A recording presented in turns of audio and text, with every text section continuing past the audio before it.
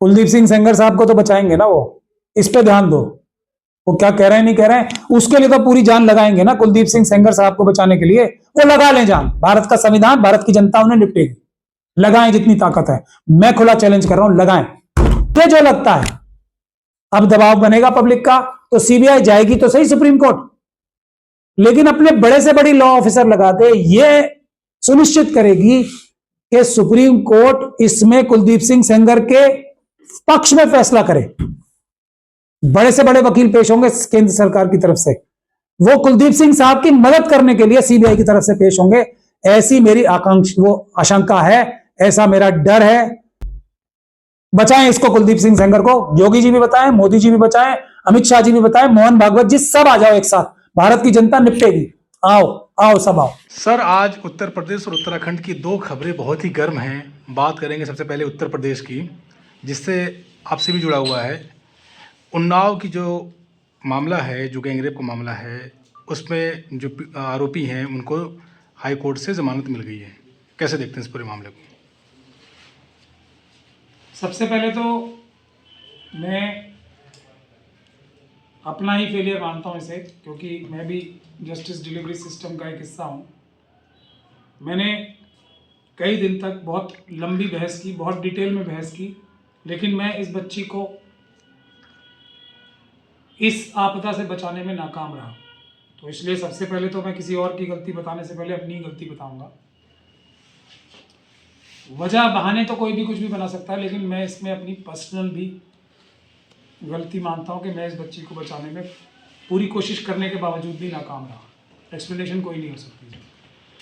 अब दूसरी बात यह है कि इस जजमेंट ने इस देश के सारे जितने पीडोफाइल्स हैं, जो बच्चे और बच्चियों के साथ बलात्कार करते हैं, महिलाओं के साथ बलात्कार करते हैं, हत्याएं करते हैं सबूत मिटाने के लिए, दुनिया भर के गलत काम करते हैं, इस प्रकार के गंदे और घिनौने करने के लिए काम, उनको आज पूरे देश में एक बहुत बड़ा हौसला मिला है कि अगर सबसे गंदा और घिनौना घृणित कार्य करने वाले कुलदीप सिंह सेंगर को अदालत छोड़ सकती है, तो फिर और किसी को भी, क्योंकि किसी और केस में मैंने इतना गंदा और घिनौना घृणित कार्य नहीं देखा है।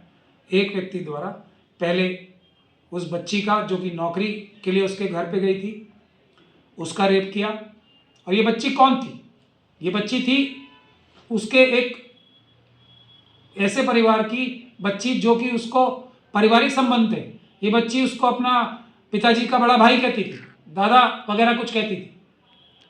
ऐसी बच्ची के साथ पहले रेप किया। वो बच्ची और उसके परिवार वाले इस बात की शिकायत ना करें, आवाज़ ना उठाएं अपनी। उसका किडनैप कराया, अपहरण कराया और उसका बलात्कार, गैंग रेप करवाया। उसके बाद भी शांति नहीं मिली तो उसके पिताजी का पुलिस द्वारा अपहरण कराया और उसको पीट पीट के मार डाला गया। पुलिस स्टेशन में इतनी पिटाई हुई कि उस पिटाई की वजह से वो मर गया। और ये काम किसने किया? उसमें मुलजिम कौन है? उस क्षेत्र का स्टेशन हाउस ऑफिसर। उससे भी शांति नहीं मिली तो इस बच्ची के ऊपर, तब जबकि सुप्रीम कोर्ट ने स्वतः संज्ञान ले लिया था, ये बच्ची अदालत जा रही थी अपने वकील के साथ और अपने दूसरे महिला परिवार के 2 सदस्यों के साथ, 2 महिला जो इसके साथ थी, उनके ऊपर ट्रक चढ़ गया। वकील मर गए उस ट्रक की चोट की वजह से। 2 परिवार की महिलाएं मर गई। ये बच्ची भी ऑलमोस्ट मरी गई थी, मगर ये किसी तरीके से जिंदा बची। ये किस्मत है इसकी। उसके बाद भी चैन नहीं आया। सुप्रीम कोर्ट ने एक केस इतना संगीन माना, स्वतः संज्ञान लेके इस केस को दिल्ली ट्रांसफर कराया, सीबीआई इंक्वायरी कराई। उसके बाद भी कुलदीप सिंह सेंगर और उसके गुंडों को चैन नहीं आया। इस बच्ची को लगातार दबाव बनाते रहे, इसको डराते रहे, धमकाते रहे लगातार। कब? जबकि सुप्रीम कोर्ट के संज्ञान में। उसके बाद अभी 2 हफ्ता पहले इसके को एक और इसके पति को जान से मारने की चेष्टा की। अभी इतनी ज्यादा उसके चोट लगी है, वो ठीक से चल भी नहीं पा रहा है। ये है कुलदीप सिंह सेंगर।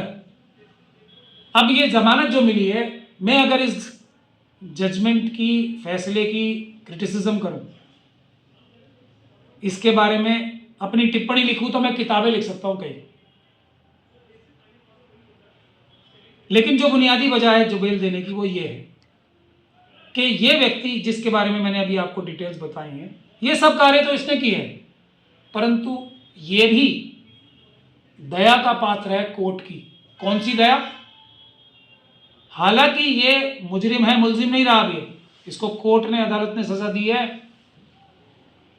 और अब जो ये होता है ना, बेल रूल है और जेल एक्सेप्शन है, ये किसी जो अभियुक्त होता है तब तक उसके ऊपर ये लागू होती है, जैसे ये यूएपी के केसेस हैं, तब तक लागू होती है ये बात कि बेल मिलनी चाहिए और जेल नहीं मिलनी चाहिए एज अ रूल, जब तक के सज़ा नहीं हो जाती। ये वो सर्टिफाइड अपराधी है जिसको सज़ा हुई है, ये मुजरिम है, मुलजिम नहीं। तब क्या होता है? तब बेल जो है वो रूल बन जाती है सज़ा होने के बाद, और बेल जो है वो एक्सेप्शन बन जाती है, यानी कि अपवाद बन जाती है।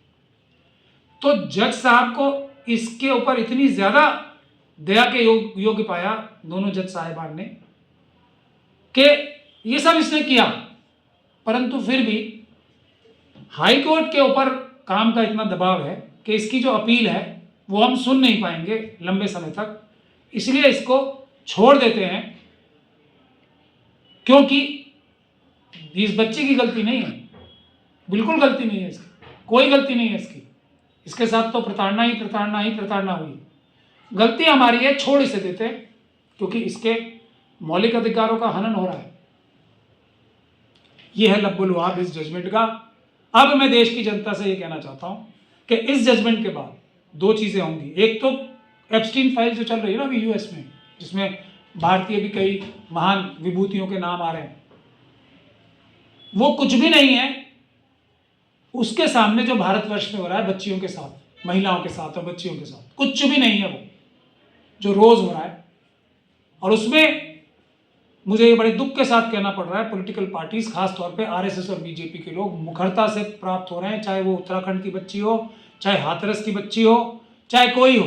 इनकी सरकारें पूरी ताकत लगाती हैं कि इन बच्चियों के साथ पहले तो ये ज्यादती हो, फिर उन बच्चियों को सबूत मिटाने के लिए जला दिया जाए, सीबीआई को ये इंस्ट्रक्शंस दी जाए। और ये फाइंडिंग है इस केस में, कुलदीप सिंह सेंगर साहब के केस में ये फाइंडिंग है निचली अदालत की कि इसमें आईओ जो थे ना सीबीआई के, उन्होंने ये ऐसा काम किया जिससे ये बरी हो जाए। इसका पूरा साथ दिया है बरी होने में आईओ साहब ने सीबीआई के, ये फाइंडिंग है आज तक।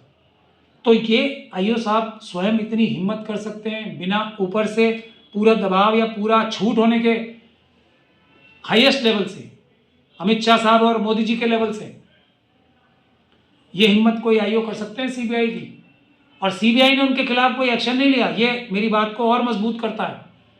सीबीआई अगर ऐसे आईओ के खिलाफ कोई एक्शन ले लेती, सस्पेंड कर देती कि तुम्हारे खिलाफ तो ये टिप्पणी अदालत ने की है, तो मैं मान जाता कि अमित शाह जी और मोदी जी का हाथ नहीं था इसमें। लेकिन ऐसा नहीं हुआ, तो अब तो सबूत मिल गया ना इस बात का कि उन्हीं का हाथ था इसको, सीबीआई को ये काम करवाने के लिए मजबूर करना कि कुलदीप सिंह सेंगर को बरी कराओ, सबूत जो है छुपाओ, झूठे सबूत पैदा करो जिसका फायदा ये उठाए।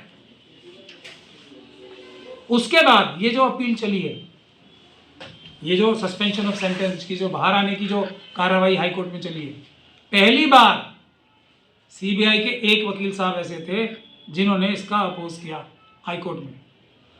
उनको हटा दिया गया या वो हट गए खुद, ये भी एक मिस्ट्री है। उस बात का कोई भी जिक्र नहीं है इस फैसले में।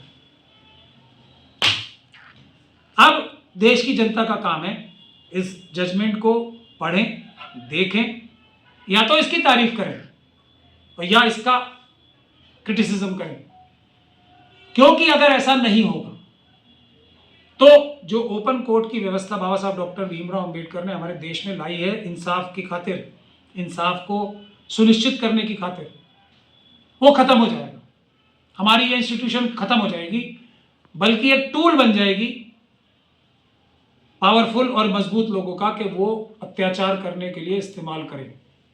इसीलिए देश की जनता की जिम्मेदारी है सबके सब लोग जाके इसकी जजमेंट को पढ़ें और फिर उस पर टिप्पणी करें जरूर हर तरीके से।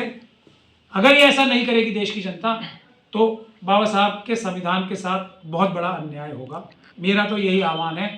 और दूसरी बात यह है कि ये जजमेंट, ये हौसला सारे हिटमैन को भी देती है जो शूटर्स होंगे कुलदीप सिंह सेंगर साहब के और उनके ग्रुप के, कि अगर इस बच्ची को मार भी दोगे तो कुलदीप सिंह सेंगर साहब और उनका ग्रुप इतना ताकतवर है कि वह सारे सिस्टम को जीत कर भी बाहर आ सकता है, ये सब घृणित कार्य करने के बाद।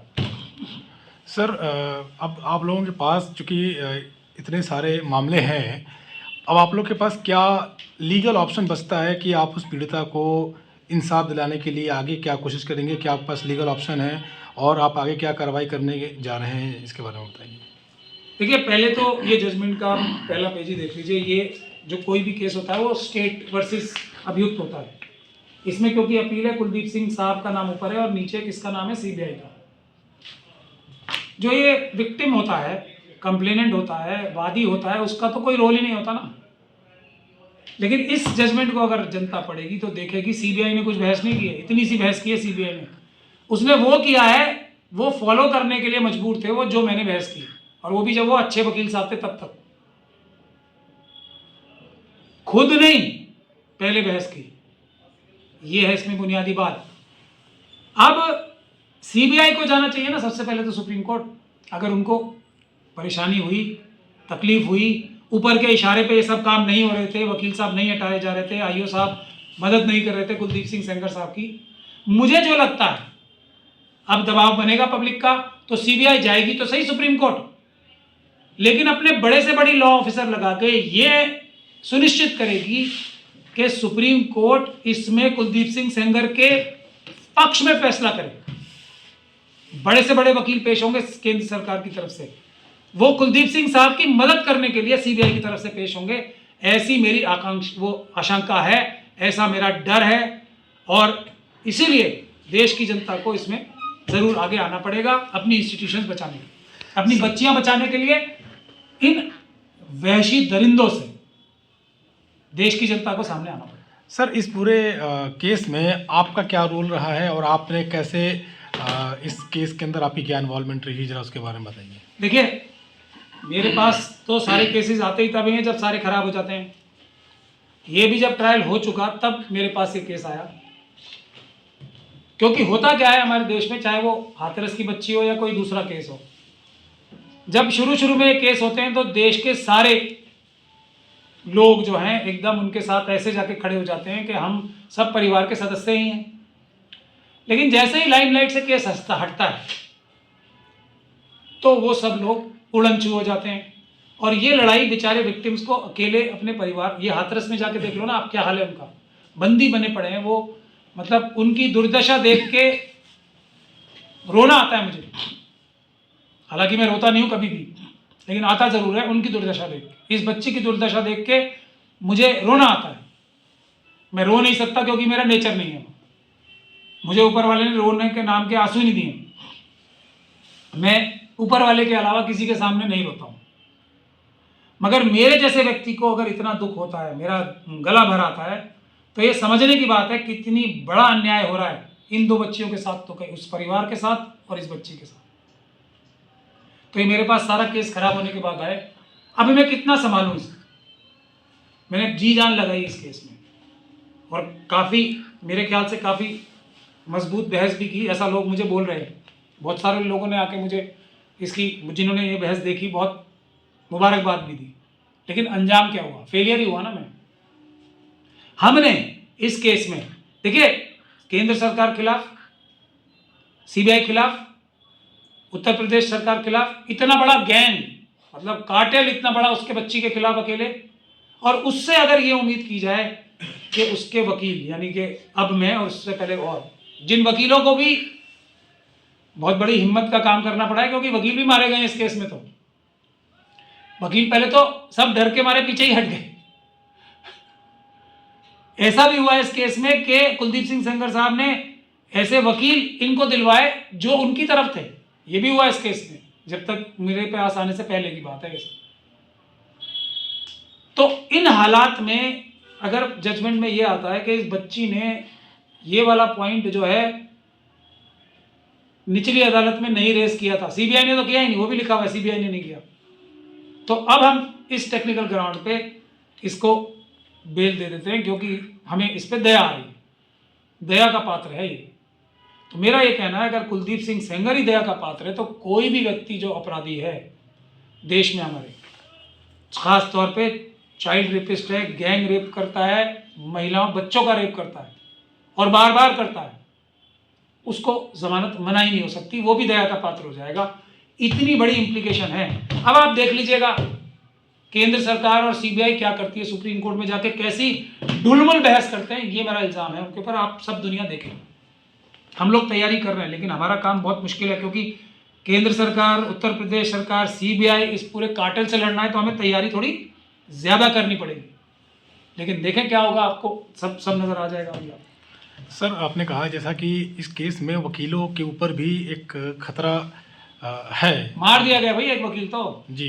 तो क्या आपको भी मतलब इस केस को लेने के बाद क्या कभी ऐसा कुछ फील हुआ, कोई धमकी, या फिर आपको कभी ऐसा हुआ कि आपको भी ज़िंदगी के ऊपर कोई खतरा नज़र आ रहा है? क्या किस तरह की भी चीज़ आपने फील की? मेरा गिलास तो पहले से ही फुल है। मोदी जी, अमित शाह जी, पूरी आरएसएस मुझे मारने के चक्कर में तो लगे हुई हैं। मेरा गिलास तो वो वाला पूरा है।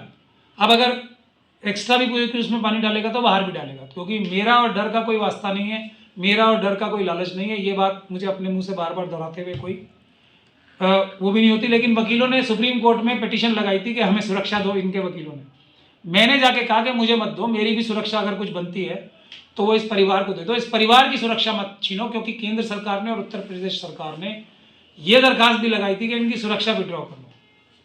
सुरक्षा विड्रॉ के सुरक्षा के साथ तो हमले हो रहे हैं इनके ऊपर। सुरक्षा विड्रॉ जब की ये केंद्र सरकार और उत्तर प्रदेश सरकार के बड़े बड़े वकीलों के बार बार दबाव डालने पे, तो अगले दिन ही हमला हो गया इनके परिवार के ऊपर। आज तक सुरक्षा नहीं है इस परिवार को। क्यों? क्योंकि बड़े से बड़ा वकील, ज़्यादा से ज़्यादा बढ़िया वकील खर्च कर एंगेज करके बहस इस बात पे की जा रही है कि इस परिवार की सुरक्षा हटा लो, ताकि कुलदीप सिंह सेंगर, ये तो है ही ना, नेचुरल कॉरोनरी है उसकी, इनको डरा के धमका के इनको चुप करा।